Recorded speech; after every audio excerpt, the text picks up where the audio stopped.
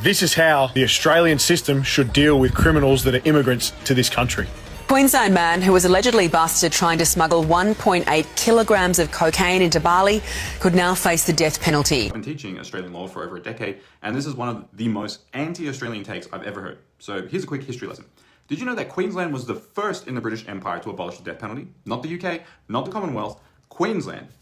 This is how the Australian system should deal with criminals. Which is really ironic, hearing Chucky act like an Aussie patriot when he was born in Colombia and doesn't even know why we banned it in Australia. Because Australia was 96% Christian in 1920 and rejected revenge justice, or in other words, Old Testament death penalty type laws. Our laws were built on forgiveness, in other words, similar teachings to Christ, which is interesting because recently Chucky was baptized, and so he adopted Christianity. Compare this to someone who was actually born and raised in Australia, is also raised Christian.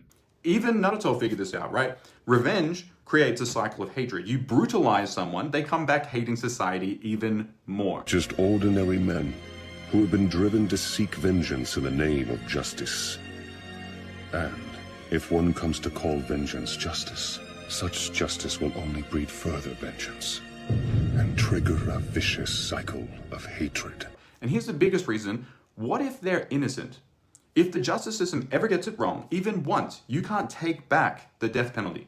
You can compensate somebody who was wrongfully jailed. But even in the 1800s to the 1900s, they had many cases where they wrongfully executed people. And this played on Queenslanders and also the mind of Australians. Being mostly Christian, they couldn't basically fathom the fact that they had executed innocent people. It's for this reason that Queenslanders abolished the death penalty. The Pope himself, even this year, said that you cannot be pro-life as well as pro-death penalty. The most important reason why Australia abolished the death penalty is because it doesn't actually reduce crime.